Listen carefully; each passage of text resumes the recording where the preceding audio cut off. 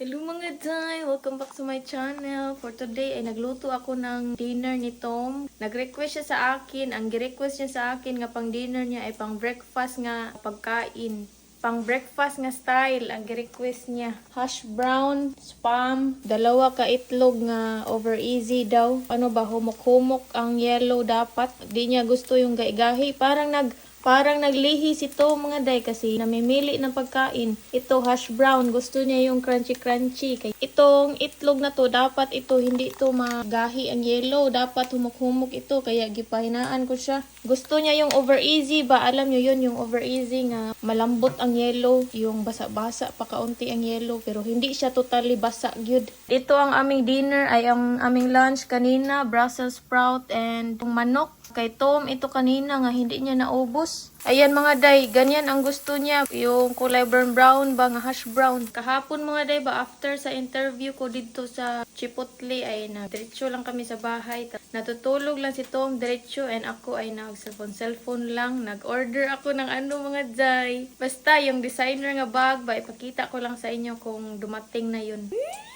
I'm so excited mga day. Ang mahal niya mga day. Alam niyo ba mga day kung bakit ako nag-order ng designer bag? Alam naman ni Tom yun kasi before ako mag-order ng ganyan, pinapaalam ko naman sa jusawa ko. Baka magtaka yan kapag nandito na yung designer bag. Nag-order ako ng ganun kamahal. Tapos hindi ko sinabi sa kanya. Baka magtaka ba? Magagalit ba? Kaya ipaalam ko talaga sa jusawa ko before ako bibili ng mga mamahaling bagay. Yung designer bag na binili ko mga day ay investment naman yun kasi sa Google ba nag-search din ako. Tumataas pala ang value ng mga designer bags. May na lang ba? Investments and collection din. Hindi na ako mag-unbox kasi hindi gusto nito mag-unbox daw ako kasi sabi niya hindi na kailangan yan ipang kaladkaran sa social media kasi personal na matter na yun and mamahalin ba? Baka mapasukan kami dito ng masasamang loob. Simbak ko lang.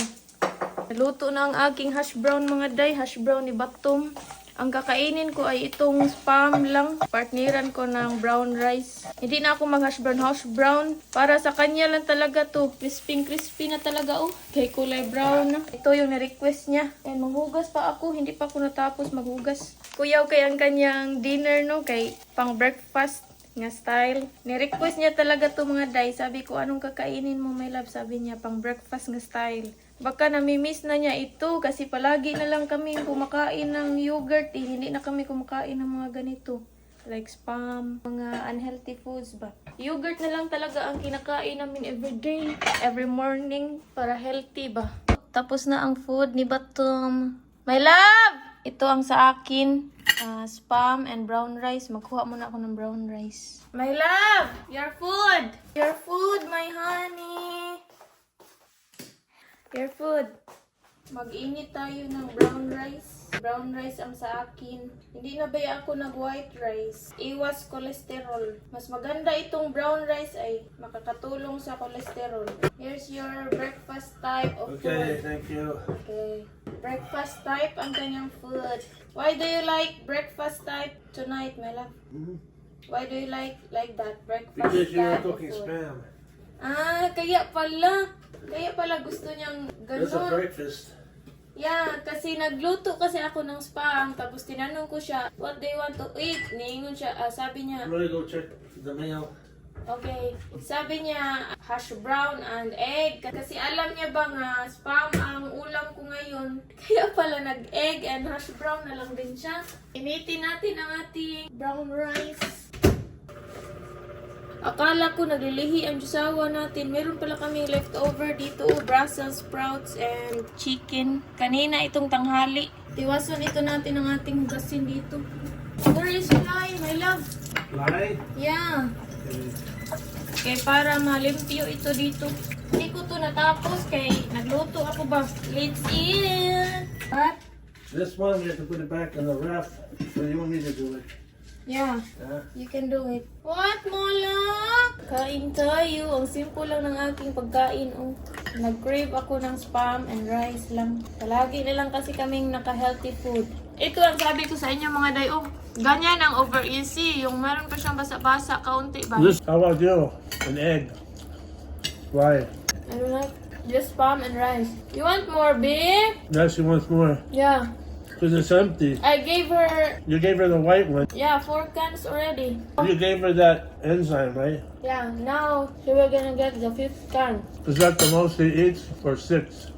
5, sometimes Not 6. 6? Before, sometimes 6? Yeah. Because she knows you're looking at it? Yeah, because she will eat right away. She likes it. Mostly she will eat 4 cans only, right? A day. No. I think she's used to. Now she's eating more. I don't know. I forgot if she did 6 or not. I really like the spam. I love. That's why a lot of Filipino likes it. Yeah, it's tasty, but very unhealthy. They like it to for A lot of pasalubong. Yeah, but a lot of Hawaiian like it too. They really love it there. It's one of their staples, Hawaiian. But nothing can compare to spam in the Philippines, right? Nothing, I don't know. nothing equivalent. Doesn't taste the same, right? Maybe this one is more tasty here Yeah. in the US. Okay, take a minute. Okay, you're welcome. Why? Rest. Yeah, he is not feeling well still, mga Jai. Right, my love? Yeah. Hindi pa siya okay. Not feeling well. Tired pa siya. You're still tired, right? Yeah. Kaya talaga napag-isipan ko ba nga part-time na lang ang applyan ko dito kasi mag-alala ako kay Tom kasi pareho ngayon not feeling well siya.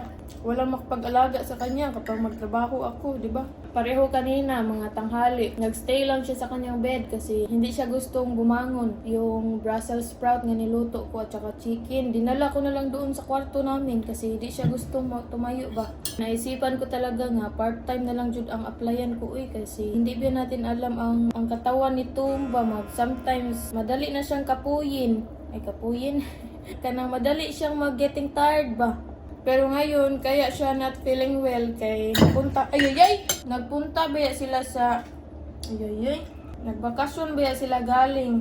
Kaya siya not feeling well ngayon at kahapon. Kuniton sa kuning mga day, ang mga nangatagak.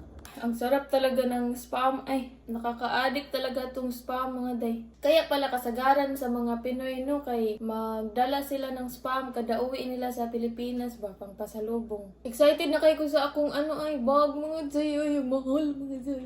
Bigyan ko kayo ng hint. Ang pangalan niya ay Kelly. Kelly. Sa mga maka-afford ani, alam kong alam nyo. Sa mga nakaka-afford dyan nga mga OFW kay alam nila ito nga brand. Basta hindi ko na lang sasabihin ang brand. Pagkadating na lang dito para ma-surprise kayo. Ma-surprise pero sinabi na ang pangalan. Basta ang purpose ko lang talaga no ay investment. May na lang ba tutubo ang ating pera ba? Hindi siya nakapundo sa bangko. Pinatubo natin siya ba? Ang pangalan niya kay Kelly. Kelly 25cm. Alam kong alam to sa mga nag-OFW dyan nga naka-afford ng mga ganitong bag. Actually si Tom, hindi talaga gustong sasabihin ko dito sa social media kasi for security na din ba. Pero ako, naghalhal ang baba, sinasabi talaga. Ganyan pala talaga no kapag hindi natin naranasan ang mga ganong bagay ba sa noon. Gusto natin ipanghambog. Gusto natin i-flex kasi hindi natin naranasan yung mga ganong bagay. Kung saan lang kung tayo masaya, gagawin natin kasi you only live once lang ba ya. I-flex mo yan kung saan ka masaya basta wala kang tinatapakang tao. What? Another blanket? Please look in the cupboard there for another blanket. Okay. There, see if there's another one. You feel cold? Yes. So you see it? Nothing? How about the bottom? You see it? Maybe there's something on the bottom covered. Yeah, there is. Anything? Let me Okay. see. This one. Ay, ay, ay. That's it? Yeah. Okay. Maybe we have to go to doctor, my love. No. I'm just cold. Nilalamig daw siya. Okay. Love you. I will get power bank. My power bank, my love. Huh? My power bank. My power bank. Where is it?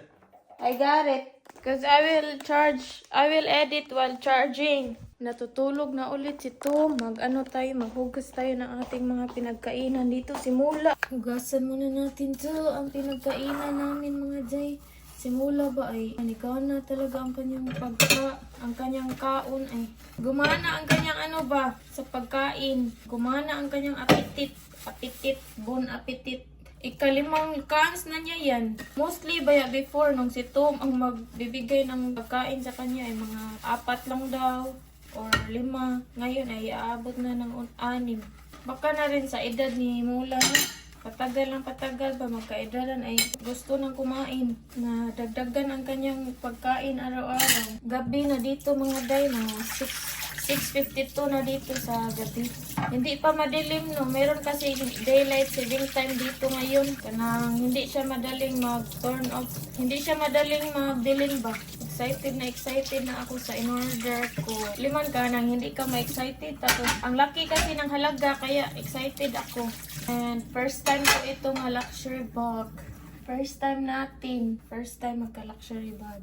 Excited na akong ipakita sa inyo ang kanyang forma.